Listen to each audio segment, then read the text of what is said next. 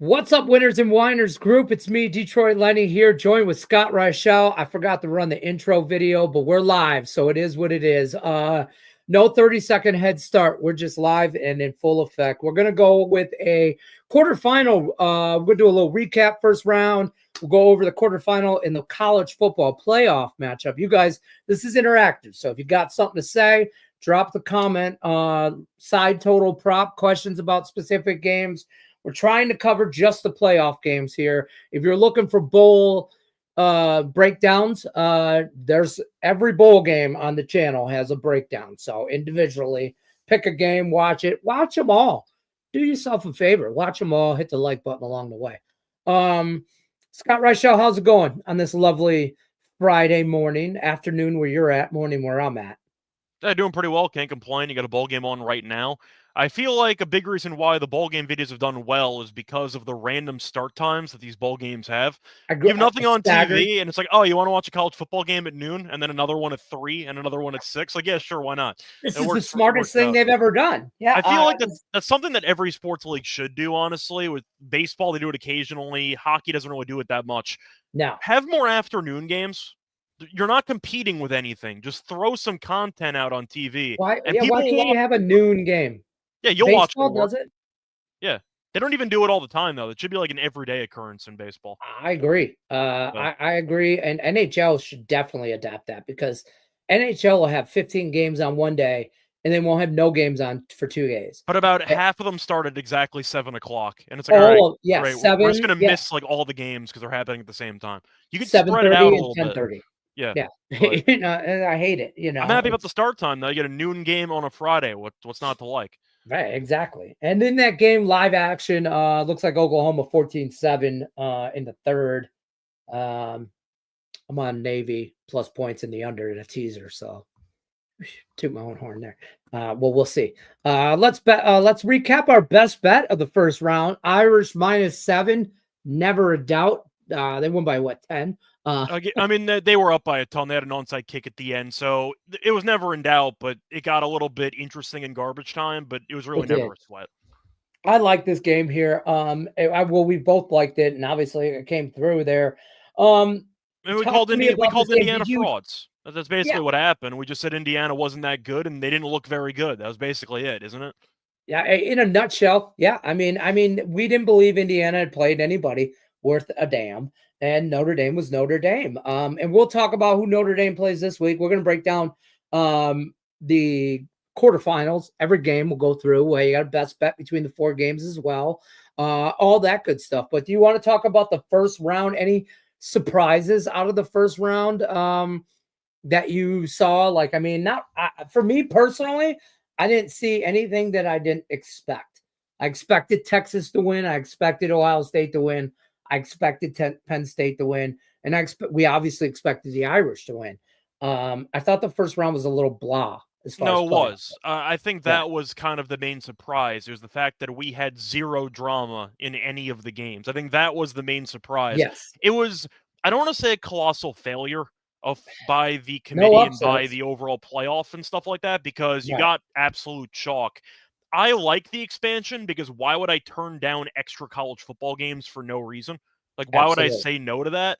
But in reality, the product was pretty horrible. I mean, there's no way around it. The favorites won every game by a wide margin. It was very underwhelming. So it was definitely not the way you'd want to start off the college football playoff. Hopefully the games ramp up a bit more in the quarters, the semis, and of course the final.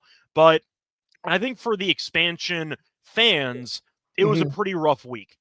I didn't really care because I was going to accept an extra collection of games and I wasn't going to complain about it. And we also had the Irish to cover, so that worked out well too. We made money. But I feel like overall the games themselves were not that good.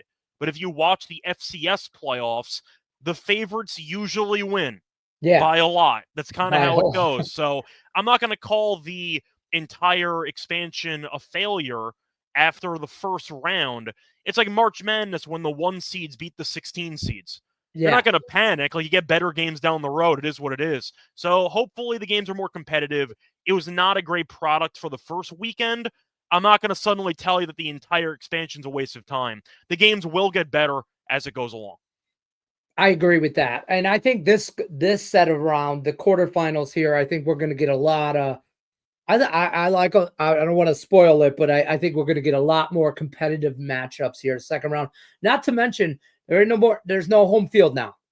Yeah. I mean we're neutral. We're all neutral here. And it is all officially neutral. They didn't put Georgia in Georgia. They actually put them in a different state. Exactly. So, speaking of oh, I put my phone on silent. I'm sorry, folks. I also realized I should explain this red dot on my hand. I just saw this. Well, you brought it up, so now you kind of have to. I have to, right? So I got bit by something the other night, like a spider or something. I don't know. It doesn't. Did he try? Did he try like the web? I haven't yet, but the other day, last 2 days, it's really hurt, and now it doesn't. And it's just like a red dot, and it doesn't. It's not like a mosquito bite. It doesn't itch or anything, but I just saw it on camera, and I'm like, oh God, that looks awful. For the record, you could have come up with a very nice fake story to tell the people, but now you've kind of just gone with the bug bite. So there you go. Yeah. Just saying, you could have went with something else. Well, that would have been useful information before the show started, Scott. I didn't know where you were going to go with it. I didn't notice. I didn't either. So I just saw it. I'm like, oh, and I noticed it. And I'm like, Jesus, what is that? And then I realized, though, either way, I'm fine, folks. You may or may not get superpowers. It's fine. We'll let you know next week. I may or may not know the correct saying here. I may or may not lose my current superpowers. Oh, fair. Well, I'll tell you what. Tune into the show next week to find out. Exactly, 100%. Before we start breaking it down this week down, Sonny says, "What's up? What's up, guys? Can't wait to watch the Snoop Dogg Bowl tomorrow." Listen, if you're looking for a breakdown, that's the video to watch. The Snoop Dogg Bowl breakdown. We go over that in depth. For sure. Let's talk about first game on the slate. This is New Year's Eve. This is Tuesday night game.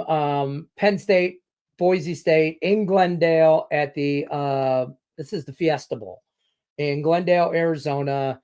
We got Penn State minus 11, over under 53. I mean, if you're going to look for a closer school by like geographically, Boise State has some sort of, I don't know. I'm reaching there, but I was going to say it feels like a reach. But I'm reaching. I am. I'm going to tell you right now, is as impressive as Penn State was, which I don't know if I would say impressive. Let me back that up. I didn't have to do anything. SMU's quarterback just self-destructed on national television. Exactly. But I was on Penn State, and I don't think this is way more of a competitive game. I'm not going to call for a Boise outright win. But I might sprinkle on the money line just for shits and giggles, as they say. But I definitely like Boise State plus points here. And I might even get into the total in the over. What are your thoughts? Everybody's in, so there's no out. So I definitely got to start off by saying that it's a very interesting week for college football because it's probably going to end up changing the actual, I'd say, bracket layout moving forward, or how they arrange the buys, because the 6 seed's favored over the 3 seed by double digits. The 5 seed's favored over the 4 seed by about 13. And the 8 seed's favored over the 1 by 2.5. So it's kind of, let's just say, a really broken system right now. So we'll see what happens. Now, but it's a work in progress. It's a work in progress. They'll iron out the kinks next year. Now, for this game, Penn State destroyed SMU. We both liked Penn State in that game. I didn't like the ACC, and Clemson and SMU lost by double digits. So I think we were right on that one. Now, SMU really didn't do anything to help their case because their quarterback had 2 pick sixes immediately and the game was over. Penn State didn't have to do anything. They ran the ball well. Auer did nothing because they didn't ask him to throw, because why would you when you're handed 14 points to start the game? So Penn State was outdoors. They capitalized on the weather. SMU from Texas, of course, did not thrive. Let's put it that way, in the cold weather. This game's in a dome, so the weather will not be an issue here. I'm going to go Boise State plus the points. I think Penn State wins. Did I think that Franklin did anything that was that impressive in the game? No. I think Penn State got basically a free win because the most important player on the other team had the yips. That's kind of how I interpreted that entire game. So Penn State was gifted 14 points. That game looked interesting early. SMU was actually driving. The quarterback missed a wide open running lane for a 4th down conversion. Then everything unraveled after that. I think Boise will keep the game ugly. They'll run it with Genty, set up play action. Penn State, you could argue if they dominate the trenches, they'll win this game comfortably. I think Boise will be feisty enough to not get embarrassed. I think Penn State wins by 7. They'll go up. They'll tell their offense, don't blow the game. Let the defense do their thing. Just don't commit the fatal error that will blow us the game. And I think that Franklin, based on his career, will go pretty conservative. So give me conservative play calling, a lot of running clock, and I think they're going to end up seeing a pretty ugly game. I like the under. Give me Penn State 20. We'll go 27-20. Okay. All right. I understand that. I think for teaser purposes, I think they both get into mid-20s. I think Boise tries to go blow for them. If you go teaser purposes, you would get 3 possessions with Boise if you want to tease it. Yeah. Oh, I would tease to 17 with Boise all day, because I do think they keep it close. I think they fight. I think I think for everything you just realized, because Franklin's going to try and keep this low and just wind the clock and let the defense do their thing. And if Boise just breaks out and then I don't know if Penn State can play from behind.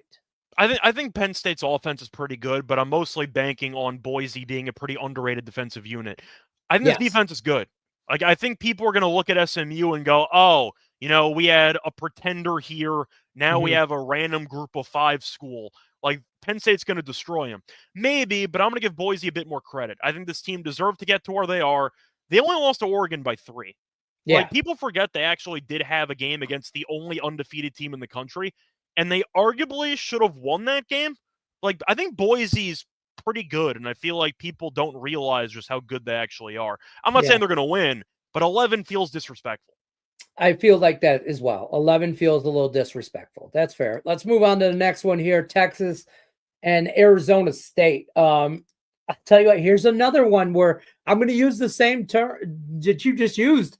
I feel like Arizona State's being a little disrespected here. I think 13.5 is too much. I'm going to take this, and for teaser purposes, I'm going to tease this again over three possessions, almost to 4. Up to 3 possessions at 20. I can almost get it to 20 points here with a 6-point, depending on teaser, 7-point teaser. I like Arizona State here. I think they keep it gritty. I think they keep it close. I don't know if I'd be more inclined to Boise winning over Penn State than I would be Arizona State winning outright over Texas. I mean, I think Texas, based on what they did against Clemson, the offense is definitely better than we might have thought, because Ewers was a question mark going in. I think Clemson's defense was a mess. They ran the ball down Clemson's throats. Now, Arizona State is, I think, a very, let's just say, good team to us, because we kept backing him and we kept winning at the end of the year. Yes. But I think Arizona State, I don't know if it goes any further. Yeah. I think they might get blasted. I feel like it's a spot where, at least coaching-wise, I know that Penn State will be a bit more conservative if, let's just say, they get a good script where they're winning. They're going to try to drain clock. Right. I'm not sure Texas is going to do that. Like, Texas' defense was a very good unit all year. They didn't play that well against Clemson. I actually think that there was a bit of motivation there for Texas defense to look sharper.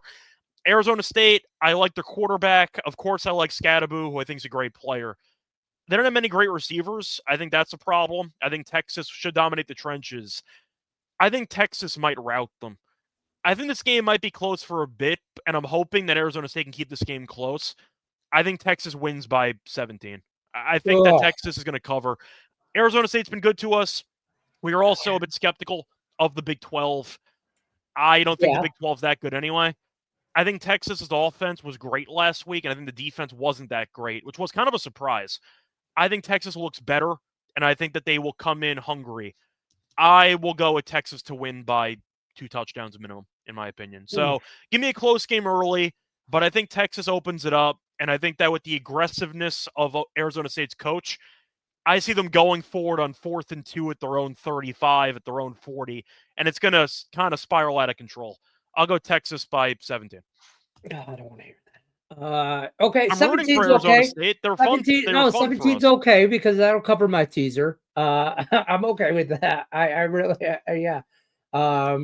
Yeah, I'm okay with that because it'll cover my teaser. I'm gonna take Arizona State in a teaser to 19, basically, 13, 19 and a half, whatever. So if Texas wins by 2 touchdowns, that'll cover everything. I do think Arizona's gonna keep. I just think it's a little too much. Maybe Texas wins by 10 or a touchdown here. I think Boise State's.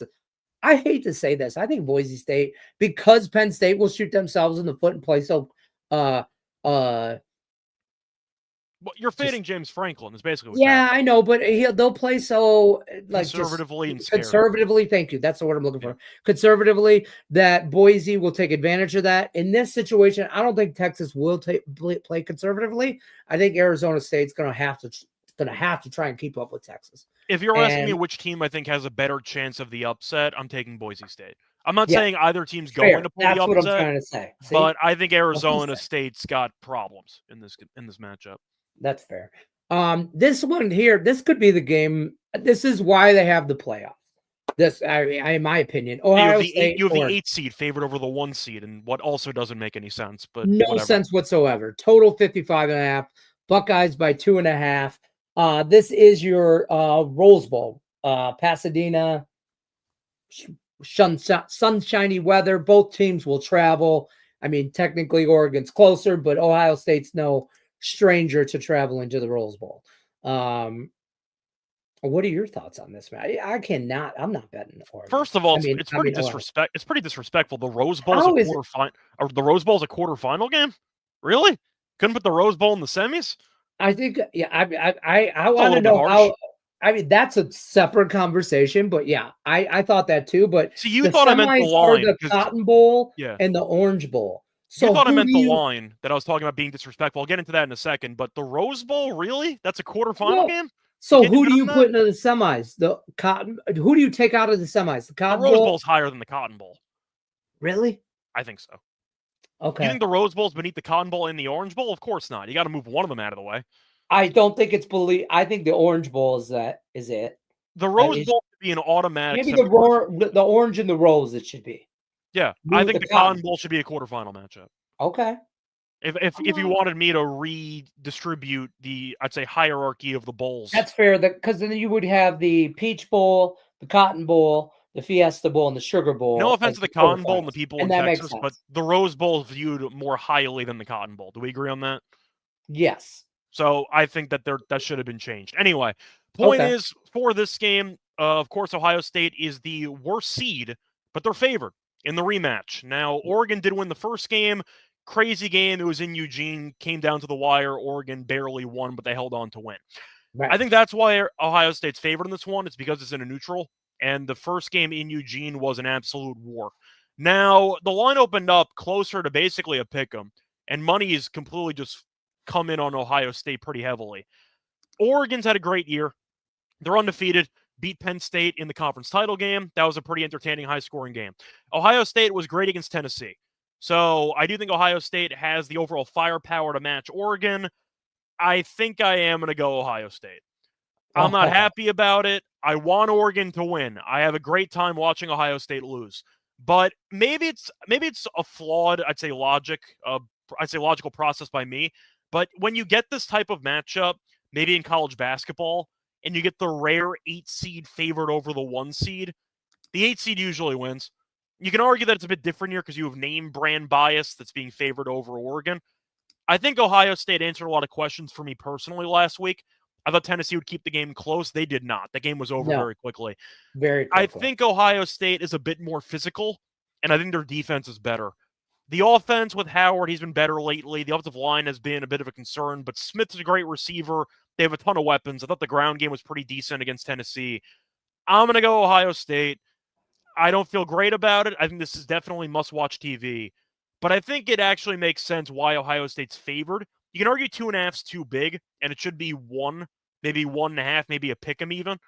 But I think Ohio State just has a bit more talent. I'm going to go Ohio State. I got Oregon. I like Oregon here. Makes sense if they're undefeated. I get it. It seems weird. Ooh, I'm hoping to live bet this and get both teams would. I'm hoping I can live bet this and get Ohio State plus points at some point. But I kind of like the over too because I think this game could be in the overtime. What are your thoughts on this? Well, the first game ended up landing in the 60s, so I'm with you on the over on that one. Could have been even more high scoring because Ohio State's quarterback slid with no time left, where they could have kicked field goal at the end. Now, that's also a bit of concern. You can mention for Ohio State, kicking game not great. So if it comes down to a field goal at the end, that could be a problem, but it's over a pass. I think Gabriel's a very good quarterback in college. I think that Howard's done well recently. Both teams have a ton of weapons. I see points. It's going to be in California. Weather should be fine.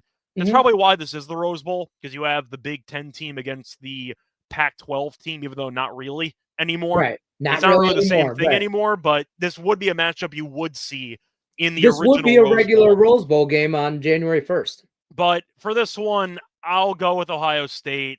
I don't feel great about it. It should be a great game. I agree with you, though. You probably can find a better number live. These teams are going to kill each other. Yeah. You can honestly make an argument the winner of this game will win the national championship, and I will not disagree with you. Maybe Texas in there. I don't think Georgia's got a chance with no quarterback, personally. We'll get into Georgia in a second. But I think you can make a serious argument the winner of this matchup will, worst case scenario, be the favorite to win the whole thing. Do you agree on that? There's definitely a conversation to be had. Yes and no. Yes, okay. I do. But if I think that they dismantle each other the way that we think they are, I think I'm high on Arizona State and Texas here. And I really think Boise State, it's a conversation I can't answer until we go over the next game. Kind of thing. I mean, for betting purposes, you kind of want to bet the bottom half of the bracket because you have Georgia, you have Notre Dame, you have Penn State, and you have Boise, and you're ignoring Ohio State and Oregon and Texas. So, yes, I understand the draw is a lot better for the bottom, but I just think that if you're looking at talent and you're trying to check all the championship boxes, I think these two teams check a ton of boxes. That's all I'm going to say. Agree. But if they beat the hell out of each other, then Texas or Arizona State could take advantage of that in the next round. But yeah, they definitely are, in my opinion. Take out the seeding. I don't care if they're 1 and 8. I don't care about that. No, it's on a neutral too. Seeding makes no difference. Exactly. Point. So, these are heavyweight. Oregon came into the Big Ten and made noise. Yeah. And I think exactly. And I think they continue to run the table. I don't think but I also cannot stand Ohio State. And I don't think any of us can. And I hope Ryan Day stays there forever. But, I don't know also, like if Oregon wins this game, I think they fire him tomorrow. I actually don't know. I got to look at the buyouts and I got to look at all the other stuff, but I think Ryan Day's on the hot seat anyway. So I think if he wins that national title, I think he's still on the hot seat because he lost to Michigan.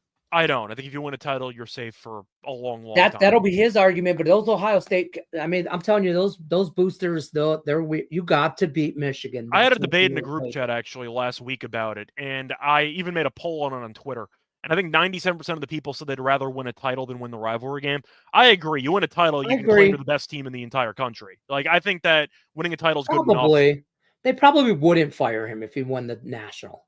He would definitely natty and he doesn't win.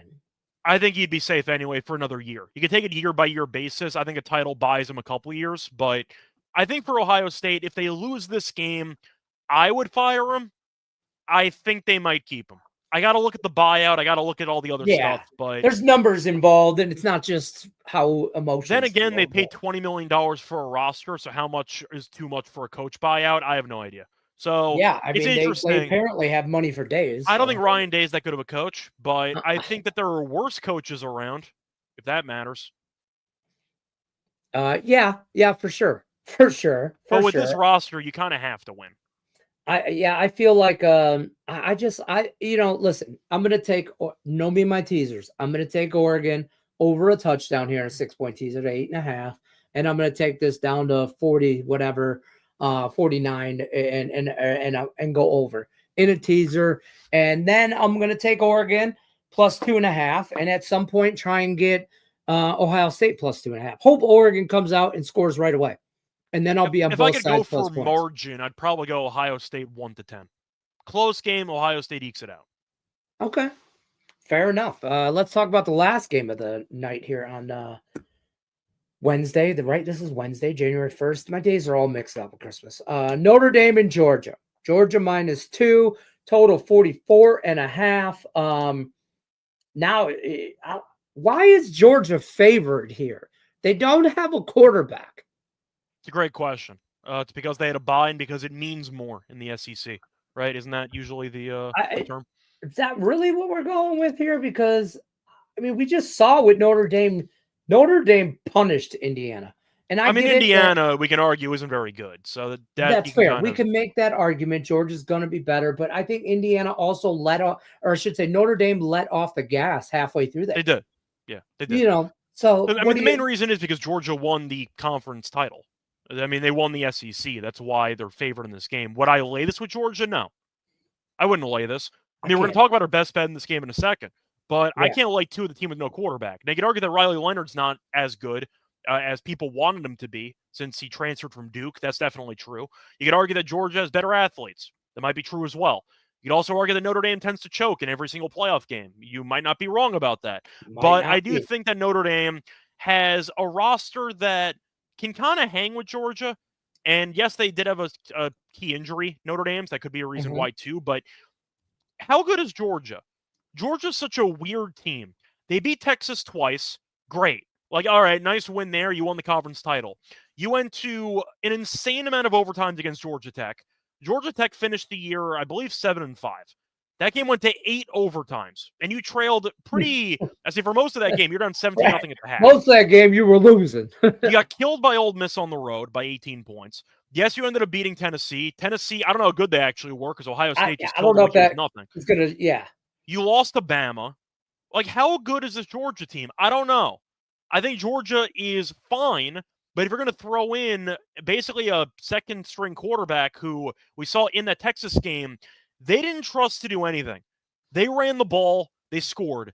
If Notre Dame can stop the run, I have more faith in Leonard than Georgia's current quarterback. If you're asking me who I think's better, I'm taking Leonard. So if you're going to give me the better quarterback getting 2 points, I'm taking the points. Yeah. That's not my best bet for the game. We'll talk about that in a second, but I can't lay two of the team with no quarterback. That's insane to me.